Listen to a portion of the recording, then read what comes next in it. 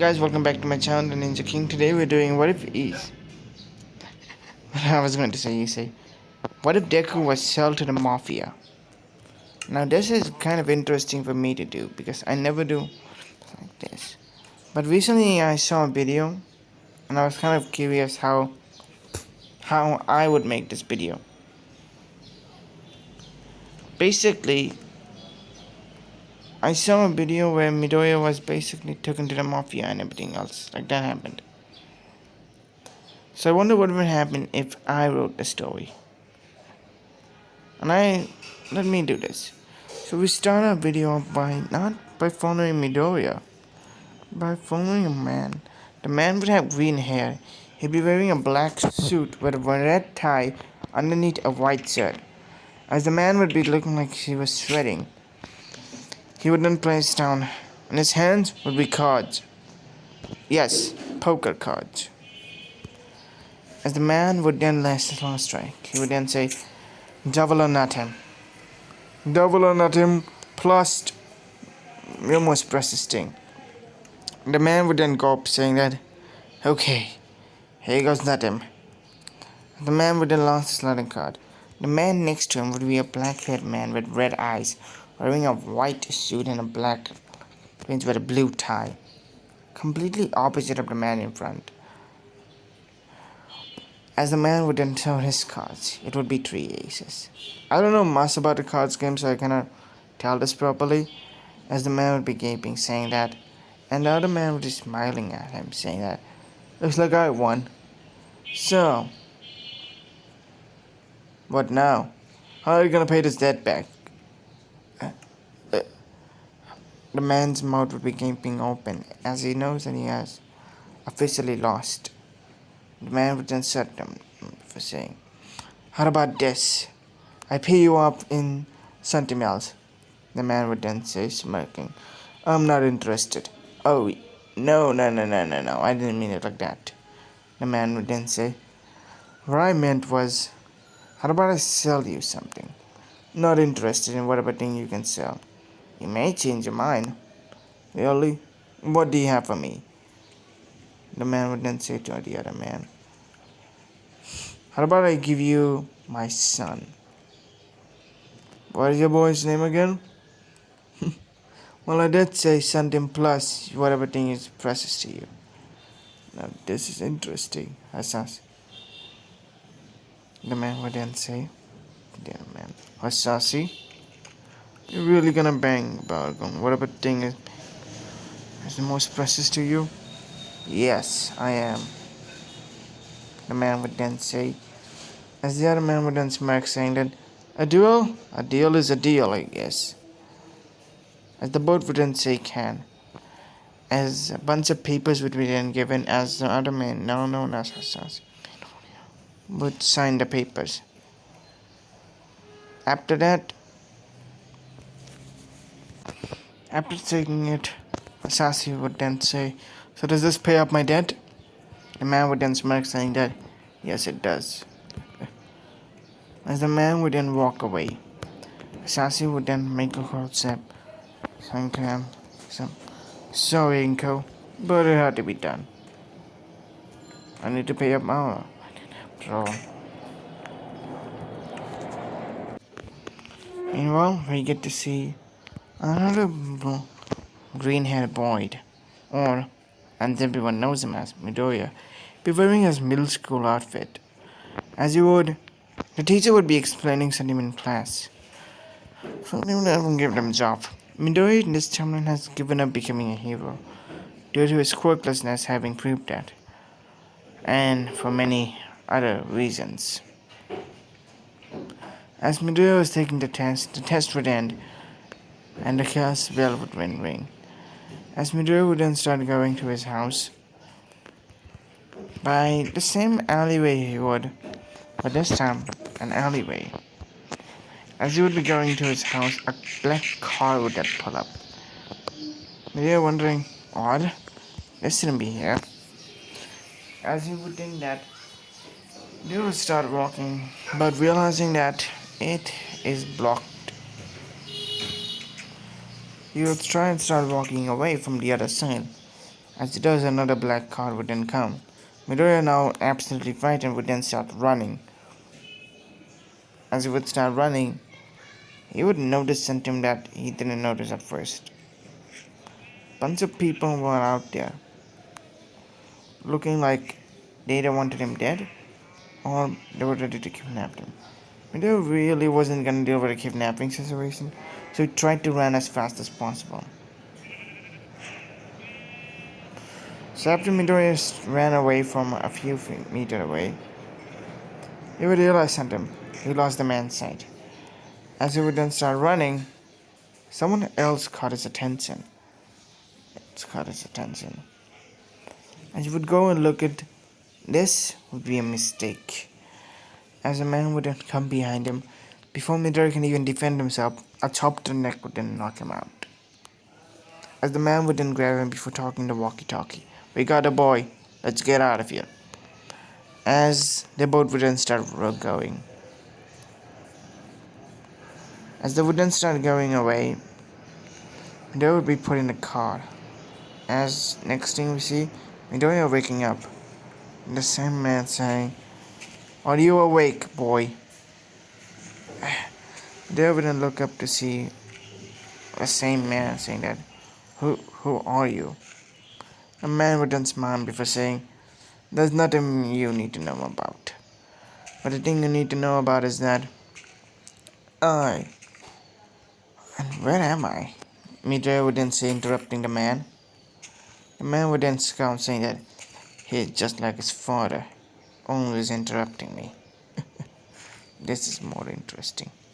I'm surprised Sasasi would give his son away that easily. "I think if you don't know, you have been sold to the Mafia." "What?" Midoriya would then say. "Wait, why have you been sold to the Mafia? For what reason?" I'm surprised Hasashi was really that much of a scumbag. He really didn't even get his own son a heads up. "Wait, explain," Midoriya would then say. "If you want me to explain is that, well, let's just say that your father has accumulated a lot of gambling debt in my casino. Sometimes he has won, other time he has failed big. By that I do mean big time. If you think about it, he has failed a lot. To the point where he had to take some money from the casino's own casinos that I owned. I keep track of everyone that has a debt in my area. And your father is the biggest person to collect the debt." The man would then start laughing as he would then say, "It's kind of interesting if you think about it. Hasashi is kind of stupid. He thinks that he can get away with anything, but when the time really comes, he makes a smooth getaway, or tries to pay me off. And currently his most recent payment was, well," he would then say, "You. Wait, this cannot be true, right? My dad's not a gambler. I know he isn't. Boy, when was the last time you saw your dad?" Midoriya would then say, "When I was 5.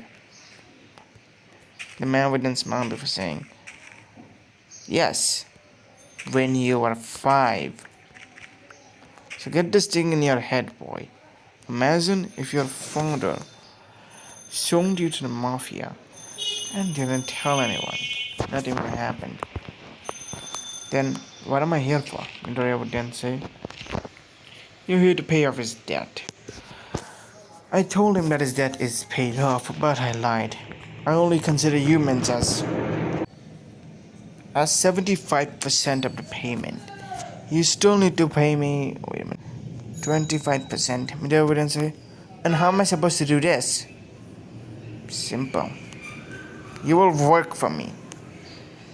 You see, recently, my company, or how I should say, my chain of work has a lot of unwanted guests. Due to the recent assassination attempt in my life, I have decided to, well, hire more protection, especially here in Japan."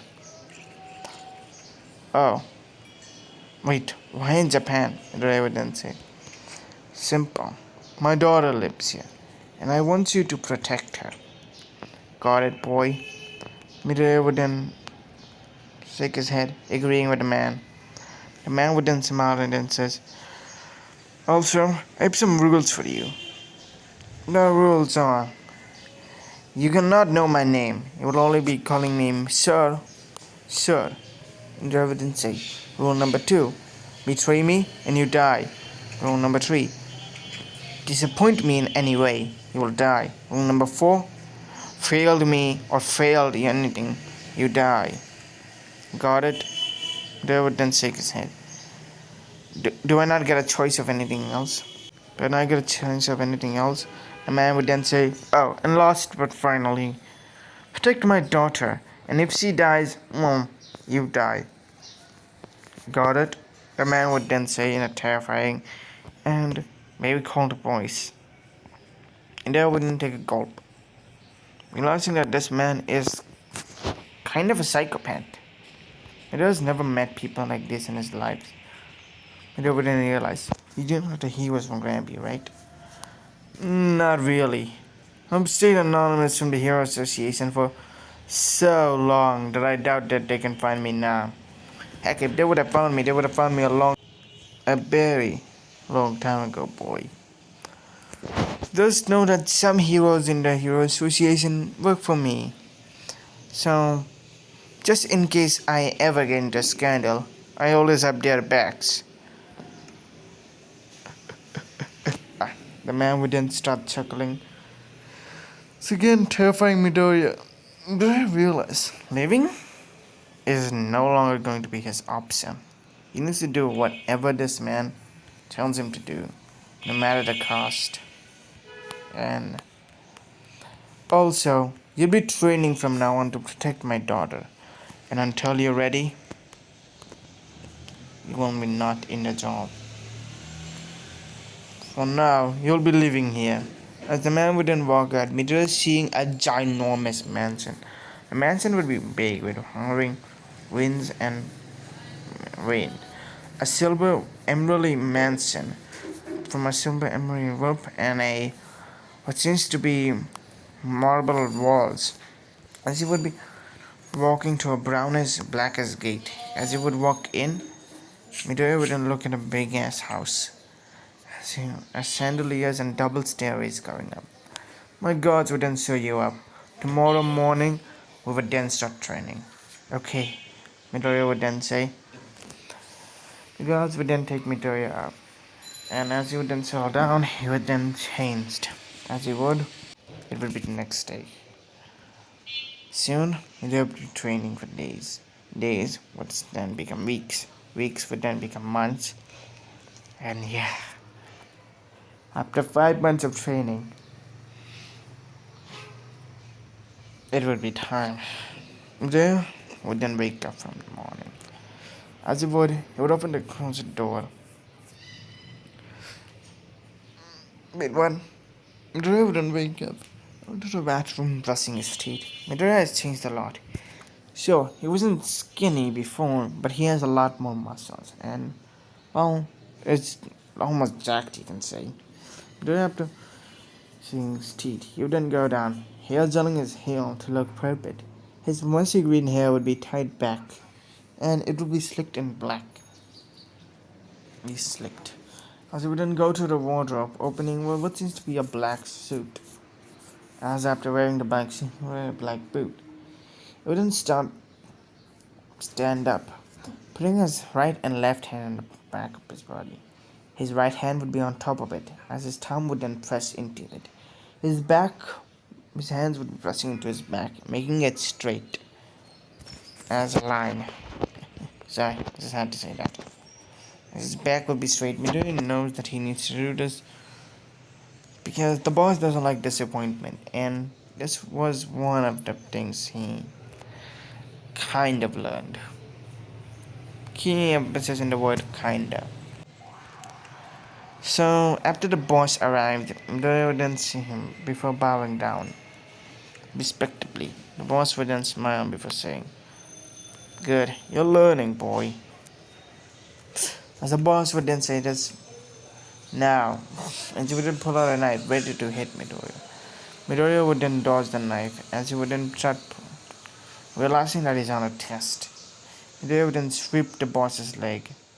As you would, the boss would then dodge it. The boss, after dodging this, would then start pulling out his gun, and so would Midoriya. They both would then look at him before looking down. The boss has put Midoriya's gun next to his stomach, while Midoriya has put it in a position that if he shoots him, he's no longer going to be a man. Impressive, the boss would then say. Yeah, a trick I learned from our last time. Flashback. Midoriya would be swinging a knife at the boss, his henchman, as the boss's henchman would be dodging it, as Midoriya would then pull out another gun. From his pocket would come out a gun. If he starts shooting the gun before the man would then pull out his gun, Midoriya, would then put the gun next to the man's stomach. Finally realizes where the man's gun is. We'll look down, seeing it. It's in the same position. It is in the same position he's currently put it. The man would then smirk, saying that one shot and say goodbye to that stuff that makes you a man. Midoriya would then gulp, realizing that he needs to put his gun back. As he would put it down, the man would then say, "You're learning fast. Thanks." Before Midoriya walks away. End of flashback. The boss would then smirk, saying that you have really gotten better, haven't you? Midoriya would then say, well, I'm learning from people that want to kill me, so yeah. Midoriya would then say, why has every day been a fight for my life with you guys? I don't know. The boss would then say. As he would then say this to Midoriya, Midoriya would then start walking away. Going, as the boss would then say, oh, also, you're going to UA. Hey, what? Midoriya would then say, my daughter has recently done the UA entrance exam, and I have given you a recommendation. So, yes, I have a big name in UA as well. You'll be going there to protect my daughter, and any friends that she makes. Got it? Don't disappoint me. Disappoint me, and I will die, Midoriya would then say. I know that. Good, the boss would then say. Anyways, I'll be leaving now. I have some business overseas. As the boss would then walk away, leaving Midoriya alone. As he would wonder who the boss's daughter is, he has never met her, like at all. The boss has kept mentioning his daughter. Heck, he hasn't even seen a photo of her. He doesn't know how she looks. The only thing he knows is from words from the man, saying that the boss cherishes his daughter, and if anything bad happens to her, well, the ones that did to harm her never were seen again. This obviously terrified the Midoriya even more, because he doesn't know what would happen if, well, the boss decide. Then if his boss's daughter does fall in love with him, what would happen to him if he ever takes her virginity? If he ever takes her that? He pushes aside, thinking that, yeah, that's never gonna happen. At least I hope it doesn't. Midoriya would then say. He knows that dads are somehow overprotective. He never understands why dads are very overprotective, but he knows that they are.